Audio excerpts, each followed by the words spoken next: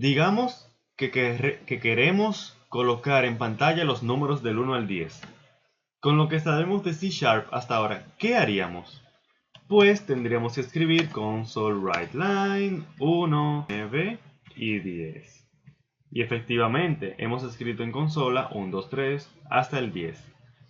Pareciera que no hay ningún problema, pero sí lo hay. El problema está en que estamos repitiendo demasiado código. Estamos repitiendo una acción donde varía simplemente un argumento de una función y podemos automatizar eso. Es decir, piénsalo, sería bueno tener una manera de poder ejecutar un algoritmo varias veces, cuantas veces querramos. Para eso tenemos los iteradores o los bucles. Los iteradores nos permiten repetir una acción tantas veces como deseemos. Por ejemplo, en este video vamos a ver el iterador for. For nos permite repetir una acción n veces, donde n es un número. Para utilizar for escribimos for, paréntesis, int i igual 0. Obviamente i es un nombre de una variable, podemos escoger el nombre que querramos. Y es un nombre muy común para estos casos. Escribimos punto y coma, luego escribimos digamos el hasta. Esto es el inicio. El i empieza en 0, ¿no? ¿Verdad? Y el hasta aquí vamos a ver el hasta cuándo lo vamos a escribir. Lo vamos a escribir o vamos a ejecutar un determinado algoritmo siempre que i sea menor o igual que 10. Fíjate que aquí empezamos en 0. Aquí hasta que lleguemos a 10. ¿Y cómo vamos a ir cambiando la i? Pues le vamos a ir aumentando de 1 en 1. Veamos esto de nuevo. Empezamos con una variable que es igual a 0, que es nuestro índice. Esto se le llama el índice. El índice va a ser igual a 0. Queremos ejecutar lo que sea que tengamos en este bloque hasta que la i, o mientras que la i sea menor o igual que 10. Cada vez que ejecutemos este bloque, aumentaremos la variable i en 1. Recuerda que i, vamos a escribirlo en comentarios, i más es lo mismo que i más 1. Es decir, simplemente le estamos aumentando 1 a la variable i. Vamos a cambiar eso por un 1 y vamos a escribir console_writeLine i. ¿Qué va a pasar? Pues que vamos a escribir los números del 1 al 10 en pantalla. Ejecutamos nuestro código y vemos que efectivamente fue así. Pero vamos a ver esto utilizando el debugger de Visual Studio para ver cómo va pasando. Colocamos el breakpoint aquí y presionamos F5. Vemos que empezamos creando la variable, declarando e inicializando la variable i con el valor 1. Presionamos F10. Y vemos que luego hacemos la comparación de si i es menor o igual que 10. La respuesta es verdadero, porque 1 es menor o igual que 10. Y luego entonces ejecutamos el bloque de código, pasándole el valor 1, que fue con el cual inicializamos la variable. Luego presionamos F10 y luego ejecutamos este bloquecito de código, el cual le suma 1 a la variable i. Luego tenemos que volvemos a hacer una comparación, pero ahora la variable i vale 2. ¿Por qué? Porque le acabamos de aumentar 1. ¿2 es menor que 10? Sí. Por tanto, debemos volver a ejecutar este bloque de código. Cuando terminamos de ejecutar el bloque de código, volvemos a aumentarle 1 a la variable y hacemos de nuevo la comparación de si i es menor o igual que 10. Solo que ahora i vale 3. Como 3 es menor o igual que 10, volvemos a ejecutar el bloque de código y así sucesivamente hasta llegar, vemos que i vale 7, i vale 8, i vale 9, i vale 10 y vemos que ahora i vale 11. ¿Qué va a pasar? Que como 11 no es menor que 10, esto es falso y por tanto ya este bloque no se tiene que ejecutar y por tanto pasamos a la siguiente línea de código que es nuestro console read. Podemos presionar F5 para resumir la ejecución de nuestro software y tenemos que escribimos en pantalla del 1 al 10. El iterador for nos sirve para muchísimo más que simplemente escribir numeritos en pantalla. Pero lo importante es que entiendas cómo funciona y las cosas que podemos hacer con este. Por lo que nos mantendremos escribiendo numeritos en pantalla. Sin embargo, comprende que podemos hacer mucho más con este. Podemos tener un algoritmo que queremos repetir en determinadas instancias y podemos aplicarle una acción a un objeto determinado. Por ejemplo, supongamos ya hemos visto las listas. Tenemos una lista de strings que son nombres y vamos a escribir varios nombres en ella. Entonces tenemos una lista de 3 nombres. Ahora yo quiero, fíjate que los nombres están todos, supongamos que están todos en minúscula, completamente en minúscula, pero yo los quiero todos en mayúscula. ¿Cómo yo haría eso sin el for? Vamos a ver.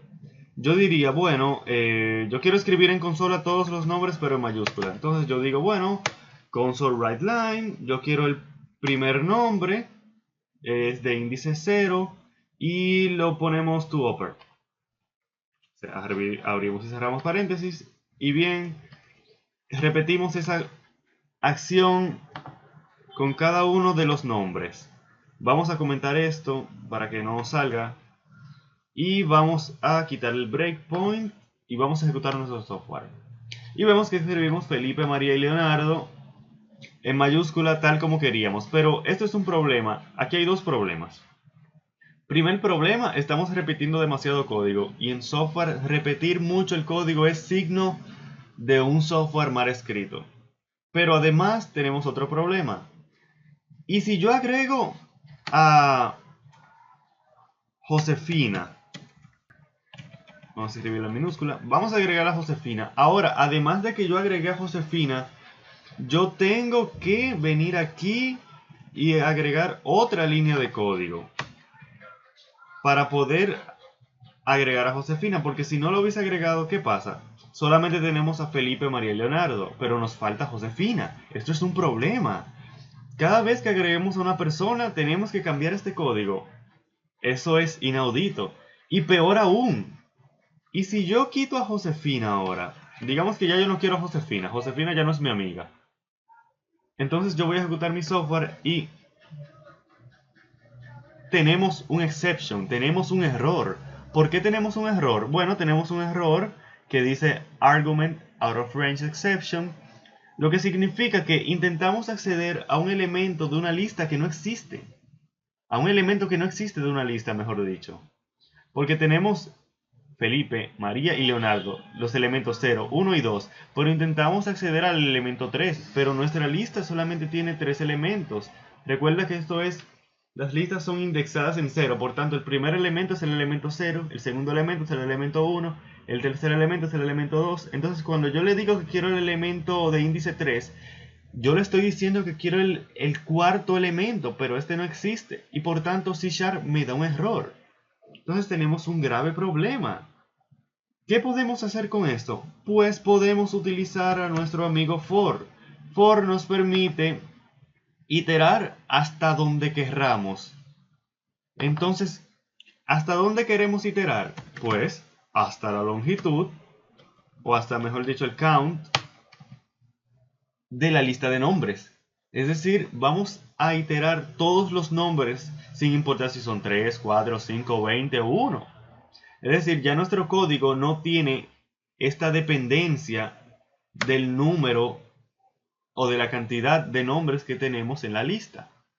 Esto hace tu código muy flexible, porque ahora puedes hacer cambios aquí y sin preocuparte de que en otra parte tu código no va a funcionar.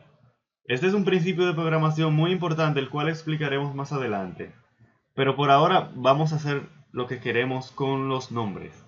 Entonces yo debo de empezar desde 0, porque acuérdate que las listas son indexadas en 0, como acabamos de decir.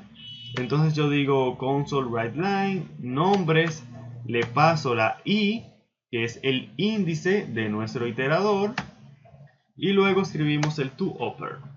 Entonces yo quiero ver cómo se ejecuta nuestro software. Entonces vamos a agregar el breakpoint Vamos a presionar F5 para ejecutar nuestro software y ahora vamos a presionar F10. Vemos que llegamos hasta aquí. Vemos que son 3 elementos. Tenemos 3 elementos. Entonces escribimos el elemento de índice 0, luego el elemento de índice 1 y luego el elemento de índice 2. Y como ya no hay un cuarto elemento, entonces sencillamente, ¡ups!, cometimos un error. Esto pasa bastante. Debemos quitar este igual, porque queremos, recuerda que al ser indexado en 0, no queremos que al llegar al elemento 3 ejecute. Entonces tenemos ya cuando i es igual a 3 y el count es igual a 3, no se va a ejecutar el bloque de código y todo va a estar bien. Ahora vamos a hacer la pruebita. Vamos a agregar a Josefina de nuevo, ya es amiga mía de nuevo.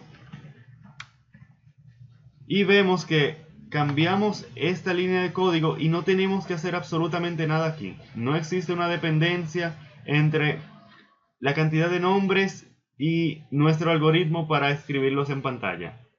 Excelente. Y ahora yo quiero quitar a Felipe. Yo quiero quitar a María y a Felipe. Vamos a dejar 2 ahora. Y vemos que todo funciona perfectamente. Los bucles son muy importantes para ejecutar algoritmos repetidas veces sobre elementos distintos. Eso también nos permite quitar la dependencia de que no tenemos que escribir por cada nombre una línea de código diferente para escribirlo en mayúscula.